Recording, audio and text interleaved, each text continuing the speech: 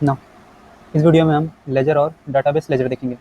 ठीक है, तो लेजर का सिंपल मीनिंग होता है जिसमें हम अपने ट्रांजैक्शन के रिकॉर्ड्स को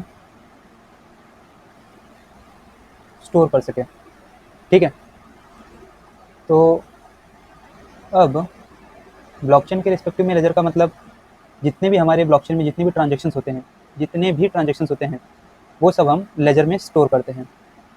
ठीक है, तो इसी इसी जो हम ट्रांजैक्शन को हम जो स्टोर कर रहे हैं इस फाइल के अंदर, इसी फाइल को हम लेजर कहते हैं। ठीक है, तो एक विजुअल रिप्रेजेंटेशन के लिए लेजर कैसा हो सकता है, ठीक है, उसके लिए हम देख सकते हैं कि समझ सकते हैं कि लेजर एक टेबल होता है। ठीक है, जिसके अंदर हम अपने ट्रांजेक्शन्स को मेंशन करते हैं। ठीक है, जैसे कि यहाँ पे दिखाया हुआ है ट्रांजेक्शन आईडी। ठीक है, अलाइस ने बॉब को 10 बिटकॉइन भेजा और उसका टाइम स्टैम्प भी मेंशन हुआ है कब ये ट्रांजेक्शन हुआ था। सिमिलरली ट्रांजेक्शन आईडी 2, बॉब ने चार्ली को 5 बिटकॉइन सेंड किया और उसका टाइम स्टैम्प यहाँ मेंशन किया हुआ है। सिमिलरली ट्रांजेक्शन आईडी 3, अलाइस ने चार्ली को 2 बिटकॉइन शेयर किया हुआ है और इसका टाइम स्टैम्प यहाँ पे दिया हुआ है। तो यही इसी को हम लेजर कहते हैं। ठीक है,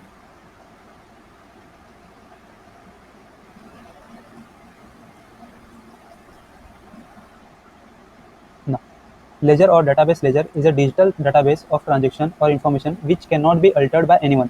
अब इस लेजर में जो हमारा ट्रांजेक्शन स्टोर हुआ है, इस ट्रांजेक्शन को कोई भी अल्टर नहीं कर सकता है, कोई भी चेंज नहीं कर सकता है। अगर कोई फॉल्टी ट्रांजेक्शन इसमें स्टोर हो भी गया है तो उस फॉल्ट ट्रांजेक्शन को सही करने के लिए हम नया लेजर बनाएंगे। ठीक है, या फिर नया ब्लॉक इंट्रोड्यूस करेंगे।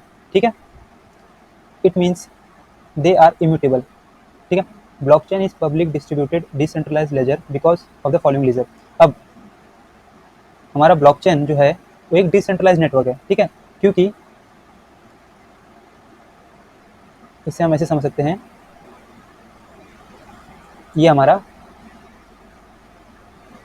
ब्लॉकचेन नेटवर्क है। ठीक है, अब ये हमारा लेजर है। अब यही लेजर इसके पास भी है, इस पार्टिसिपेंट के पास भी है, इस नोड के पास भी है, इस नोड के पास भी है और इस नोड के पास है। तो एक ही लेजर, सेम लेजर का कॉपी सभी के पास है। तो इसी को हम डिस्ट्रीब्यूटेड डिसेंट्रलाइज्ड लेजर कहते हैं। ठीक है, अब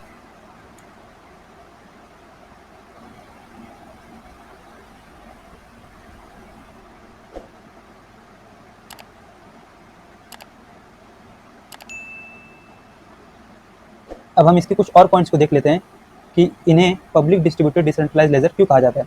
ठीक है,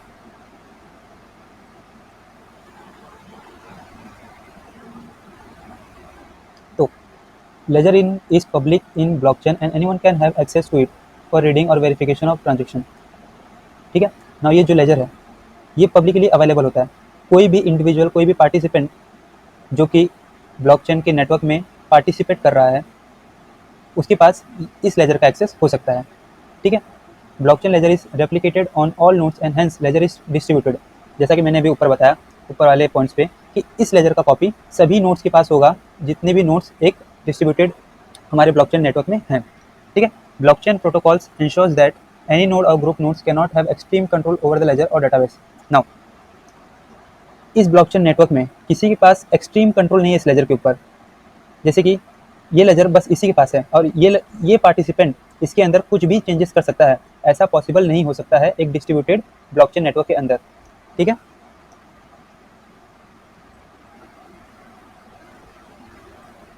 now all the nodes can validate the records। Blockchain operates with append only principle and not with create, read, update, delete CURD principles in traditional database। ठीक है, इसका मतलब है जितने भी नोड्स हैं हमारे ब्लॉकचेन नेटवर्क में,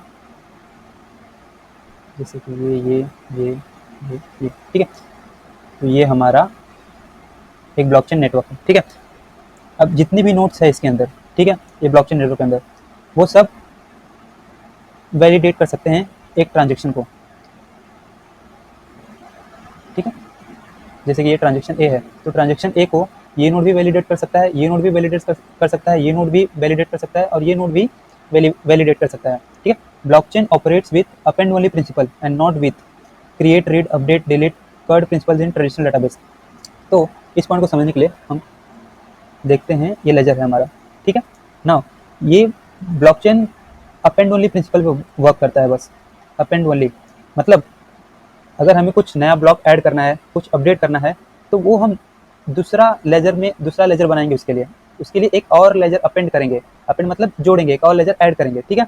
हम इसके अंदर कुछ नया नहीं जोड़ सकते, इसके अंदर कुछ हम डिलीट नहीं कर सकते, कुछ अपडेट नहीं कर सकते, ठीक है। तो वही यहाँ पे लिखा हुआ है कि append only principle and not with create read update delete CURD principle in traditional database, ठीक है। तो इसी के साथ हमारा लेजर का भी कंसेप्ट पूरा कंप्लीट होता है। Thank you.